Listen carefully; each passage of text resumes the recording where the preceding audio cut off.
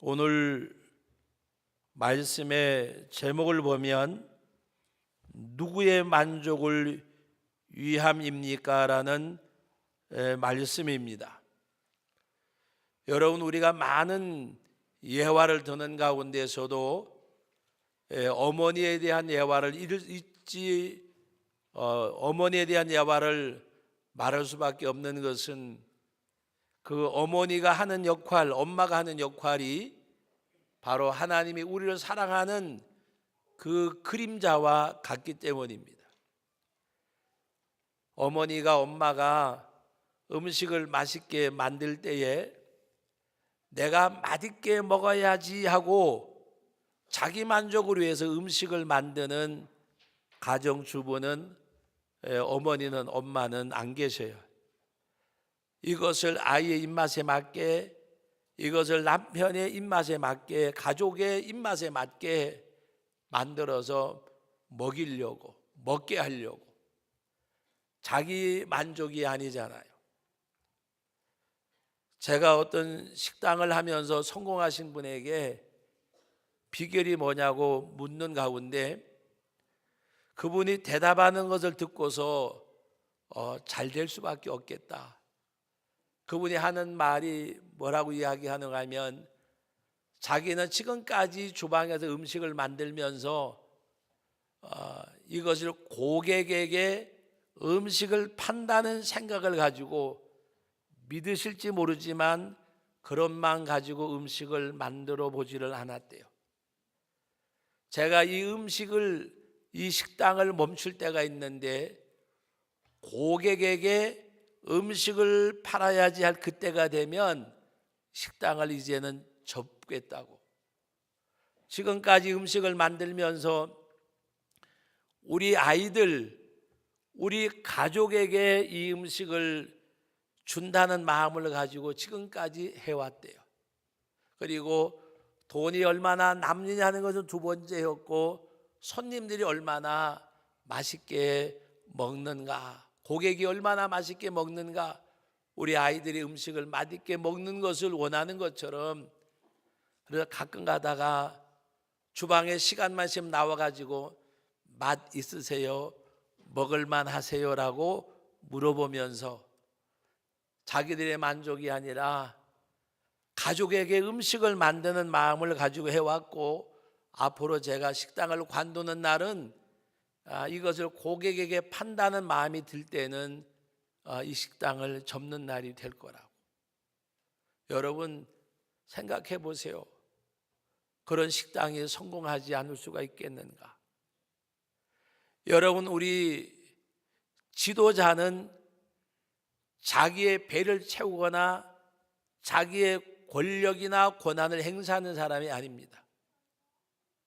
지도자는 환자를 치료하는 의사가 자기 입장에서 치료하고 하는 그런 사람이 아니라 환자의 입장에서 치료하는 의사가 그 사람이 명의가 될 거예요. 여러분, 오늘 우리가 하나님 앞에서 진정한 지도자는 권한이나 권력을 쓰는 사람이 아니라 과연 백성들이 무엇을 원할까? 정말 어떻게 하면 이들을 행복하게 할 수가 있을까? 그렇게 생각하는 사람. 여러분, 우리 교회 그 새로운 표율을 만들면서 그냥 즉흥적으로 한 것이 아니라 저에겐 꽤 오래 시간이 걸렸어요. 하나님을 기쁘시게, 성도를 행복하게, 세상을 거룩하게. 여러분, 교회 존재 목적이 하나님의 영광을 위하여. 여러분, 성도들의 진정한 행복은 세상 것 얻는 데 있는 거 아니에요. 명예, 권력, 물질, 세상 것 얻는 데 있는 것이 아니고 어머니 품에 안긴 어린아이들은 가장 행복해요. 다윗은 수많은 전쟁을 치렀고 다윗은 전쟁에서 승리도 해보고 실패도 해봤지만 그 다윗의 마음은 내 심령은 고요하고 평안케 하기를 젖된 어린아이가 어머니 품에 엄마 품에 있음 같게 하였나니 내 심령의 실로 젖된 어린아이와 같도다. 내 마음이 젖된 어린아이와 같도다. 다윗처럼 여러 가지 많은 것을 겪은 사람이 없습니다. 그러나 그의 심령 반만큼은 너무나도 곱디 고운 그런 마음, 자기 만족이 아니라 하나님의 나라, 하나님의 영광, 이스라엘 백성들이 다윗의 마음속에 늘 가득하게 있었어요.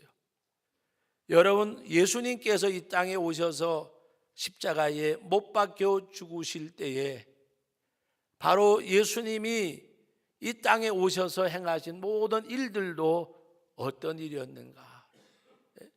여러분, 오늘 이 말씀의 내용 가운데서도 보면 첫째, 예수님에 대한 재판은 종교적인 재판과 정치적인 재판이었어요.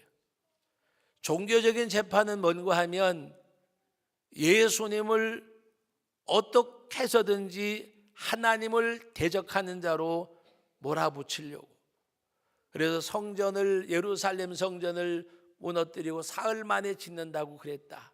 그런데 그 증언마저도 일치가 되지 아니했다고 성경은 말씀하고 있습니다. 그래서 14장, 요한복음 14장 62절에 보면 대제사장이 마지막 주님 앞에 질문하는 내용이 바로 61절 내용, 대답하시는 것 62절인데 14장 61절 말씀 같이 한번 읽어봅니다. 침묵하고 아무 대답도 아니하시거늘 대제사장이 다시므로 이르시되 내가 찬송받을 이의 아들 그리스도냐. 62절 예수께서 이르시되 내가 크니라. 다른 말씀하지 아니하시고 내가 크니라. 내가 찬송받을 이의 아들 그리스도냐. 내가 정말 그리스도냐고 물어봐요. 찬송받으실 하나님의 아들. 이스라엘 백성들이 바라는 그리스도는 바로 천군 천사를 데리고 오든지 어떠한 권한이나 권력을 가지고 오든지 이 땅에 메시아가 오면 유대 나라를 로마 속국에서 해방시켜주고 잃어버렸던 나라가 세움받는 것이 그들은 메시아라고 생각을 했어요. 그러나 예수님이 이 땅에 온 것은 아들을 보고 믿는 자마다 영생을 얻는 이것이니라. 네 아버지의 뜻은 아들을 보고 믿는 자마다, 어떤 아들을 봐요? 십자가에 못 박혀 죽으신, 속죄의 죽음을 죽으신, 십자가에 못 박혀 죽으심으로 구원을 이루신 그 주님을 바라보고 믿음으로 구원받는 것이 주님이 이 땅에 오셔서 해야 될 사역이셨어요. 그러니까 이스라엘이 바라던 메시아와 바로 주님이 이 땅에 오신 것과는 그들은 정치적으로 생각을 했기 때문에, 그래서 예수님을 어떻게 하든지 죽이려고 하는데, 당시 유대인들에게는 가장 큰 범죄가 뭐냐? 신성모독죄. 그리스도가 아닌데 그리스도라고 말하니까 바로 오늘 말씀 가운데 보면 63절에 14장 63절에 64절까지 같이 한번 읽어봅니다. 대제사장이 자기 옷을 찢으며 이르되 우리가 어찌 더 증인을 요구하리요? 그 신성모독하는 말을 너희가 들었도다. 너희는 어떻게 생각하느냐 하니 그들이 다 예수를 사형에 해당한 자로 정죄하고 그랬습니다.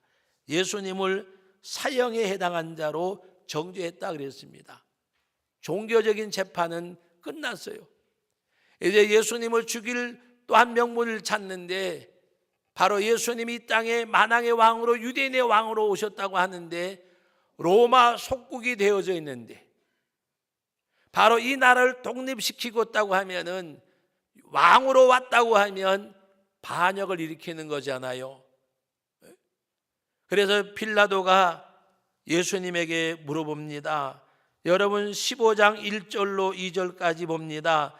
새벽에 대제사장들이 즉시 장로들과 서기관들 곧 온 공회와 더불어 의논하고 예수를 결박하여 끌고 가서 빌라도에게 넘겨주니 빌라도가 묻되 내가 유대인의 왕이냐? 예수께서 대답하여 이르시되 내 말이 옳도다 하시매. 빌라도가 물어봐요. 내가 과연 유대인의 왕이냐? 예수님께서 내가 왕이다 아니다 말씀하지 아니하시고 내 말이 옳도다는 말은 무슨 말이요? 내가 말한 그대로라는 말입니다. 내가 말한 그대로라. 그러니까 대제사장들이 오늘 3절과 4절 다 같이 읽어봅니다. 대제사장들이 여러 가지로 고발하는지라 빌라도가 또 물어 이르되 아무 대답도 없느냐? 그들이 얼마나 많은 것으로 너를 고발하는가 보라 하되. 예수님 앞에 많은 것으로 고발했다 그랬습니다. 자세하게 기록은 안 되어있지만 있는 거 없는 거 다 주님 앞에 이렇게 고발하는 그런 가운데서도 예수님께서는 아무 대답도 하지 아니하시고 오히려 5절에 보면 예수께서 아무 말씀도 대답하지 아니하시니 빌라도가 놀랍게 여기더라고 말씀을 하셨습니다. 왜 침묵하셨을까? 왜 침묵하셨을까? 우리 사랑하는 성도 여러분, 우리 그런 말도 있잖아요. 침묵은 금쟁반의 은구술이라고. 왜 예수님이 침묵하셨을까? 예수님은 한 가지예요. 그들은 예수님을 신성모독죄로 반역자로 몰아서 예수님을 이제 십자가에 못 박는 자리에 넘겨주게 되어져요. 그러나 주님은 그것을 위해 오셨기 때문에 묵묵히 뭐라고 말하든지 간에 당신의 가야 될 길을 가고 있는 거예요. 예수님을 따르는 성도들이 이 길을 가야 돼요. 주님 가신 그 길, 하나님의 뜻을 성취하는 그 길이면 침묵하고 그 주님 앞에 따르는 제자들이 되어져야 돼요. 여러분, 예수님에 대한 심판은 종교적인 심판, 정치적인 심판이에요. 두 번째로 빌라도가 예수님을 넘겨주게 되는데 오늘 말씀 가운데 15절에 보면 빌라도가 물에게 만족을 주고자 하여 그랬습니다. 여러분 15절 다 같이 한번 읽어봅니다. 빌라도가 물에게 만족을 주고자 하여 바라바는 놓아주고 예수는 채찍질하고 십자가에 못 박히게 넘겨주니라. 빌라도는 무리에게 만족을 주는 빌라도의 재판이었어요. 무리에게 만족을 주는 것. 자기가 다스리는 유다와 사마리아가 거기를 다스리던 빌라도인데 유다 사람들에게 환심을 살려고, 예수님이 죄가 없음을 그는 다른 복음서에 보면 밤새도록 힘썼다 그랬고 그는 손을 씻으면서 나와는 상관이 없다고 했지만 빌라도에게는 고난이 있었던 거예요. 여러분 오늘 6절 이하의 말씀 가운데 보면 명절이 되면 죄인 하나를 놓아주고 6월절 양을 잡아 하나님 앞에 드리는 관례가 있었어요. 그런데 예수님이 그 빌라도가 바라바를 놓아주랴 예수를 놓아주랴고 물어봐요. 왜? 예수님에게 죄를 찾지 못하니까. 이 바라바는 밀란을 일으킨 자고 이 예수님은 아무런 그런 행위가 없으셨어요. 죄를 찾았지만 죄를 찾을 수가 없었어요. 그럼에도 불구하고 신성모독죄로 반역죄로 무리에게 만족을 주고자 예수님을 넘겨주었어요. 오늘 말씀 가운데 보면 여러분 요한복음 그 벽두에 요한복음 앞에 보면 세례 요한이 예수님을 보고 하신 말씀 가운데 하나가 보라 세상 죄를 지고 가는 하나님의 어린 양이로다. 이들은 예수님을 십자가에 못 박게 하기 위해서 넘겨주라 그랬고 바라바를 놓아달라고 했어요. 그러나 이 말씀을 보면 하나님의 역사하심은 너무나도 심오한 것을 발견할 수가 있어요. 바라바는 놓아주지만 예수님을 십자가에 넘겨준 것은 세례 요한이 예언한 대로 바로 세상죄를 지고 간 하나님의 어린 양으로서 예수님은 넘겨지게 되는 거예요. 이들은 예수님을 종교적으로 정치적으로 재판을 해서 예수님을 넘겨주니까 우리가 할 일, 우리의 소원은 우리가 하려고 하던 일이 이루었다고 이들은 만면에 미소를 짓고 좋아할지 몰라요. 그러나 그것이 아니라 성경이 예언한 대로, 하나님께서 말씀하신 대로 예수님은 세상죄를 지고 온 하나님의 어린 양으로 속죄의 제물로 십자가에 넘겨주게 되어졌고, 이 당시의 유대인들과 이 지도자들과 빌라도는 예수님을 십자가에 넘겨주는, 그래서 우리가 사도신경을 고백할 때마다 빌라도에게 고난을 받아다 십자가에 못 박혀 죽으시고 예수님을 넘겨준 빌라도, 예수님을 팔아먹은 가룟 유다, 하나님의 나라가 이 땅에 임할 때까지 많은 사람들에게 예수님을 판 자로, 예수님을 넘겨준 자로 칭함을 받잖아요.